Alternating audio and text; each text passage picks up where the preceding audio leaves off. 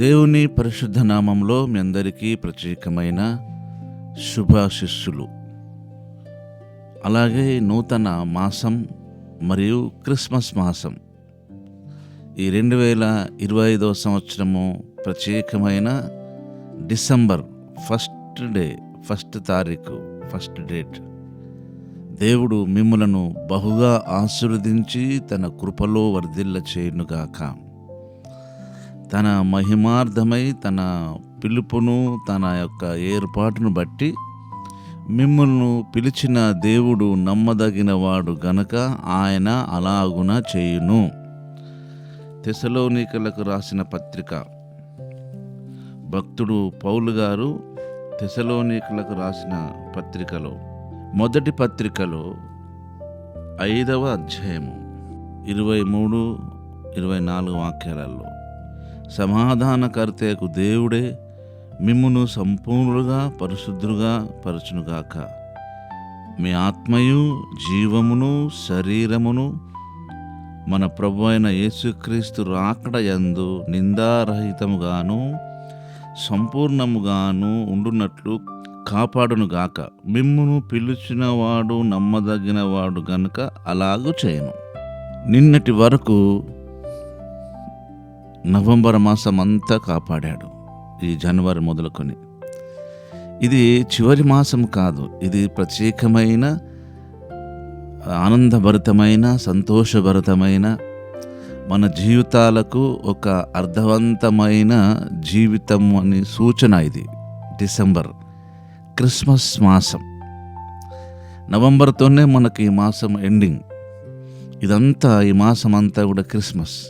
యేసు నీ కొరకు జన్మించిన ఆ క్షణాలు, ఆ కదలికలు, ఆ పరిస్థితులన్నీ మనము మన మనసులో తలపోచుకునే మాసం ఇది.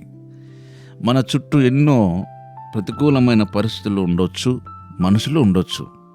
కానీ ఈ ప్రతికూల మనుషుల మధ్య, ఈ ప్రతికూలమైన వాతావరణము పరిస్థితుల మధ్య నీవును నేనును పరిశుద్ధ గ్రంథంలో యేసయ్య రాకడ సూచనలో, అనగా ఆయన ఈ భూమికి మన పాప శాప రోగము నుంచి విడిపించే క్రమంలో ఆ క్రిస్మస్, యేసు మన కొరకు జన్మించిన ఆ తలంపులలో మనం జీవించాలి.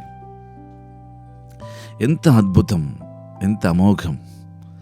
కనుక మీ ఆత్మయు, మీ జీవమును, మీ శరీరమును ఆయన రాకడ పర్యంతము, రాకడ యందు నిందారహితంగా ఉండునట్లు అని రాయబడ్డది బైబిల్లో.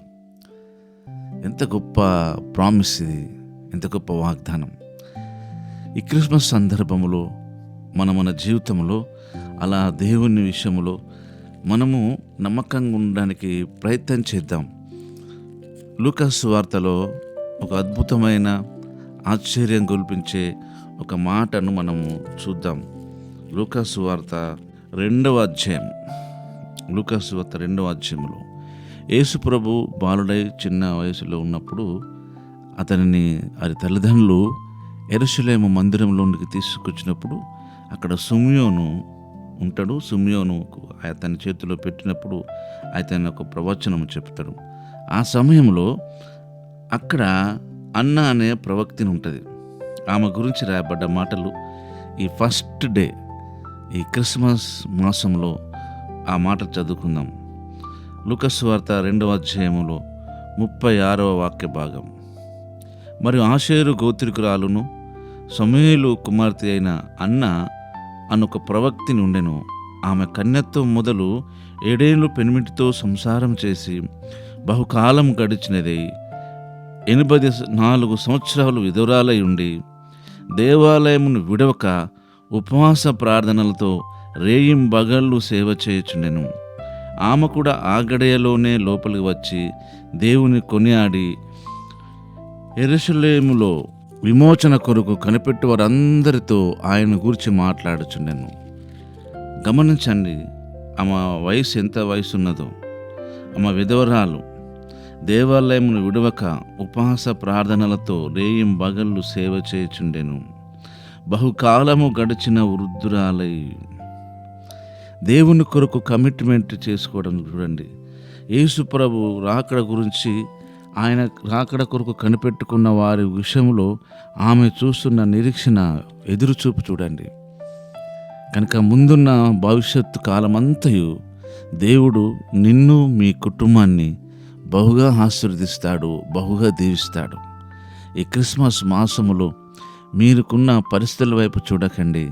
దేవుడు మనకిచ్చిన వాగ్దానం మీద దృష్టి పెడదాం. దేవుడు మనకిచ్చిన వాక్కు మీద దృష్టి పెడదాం.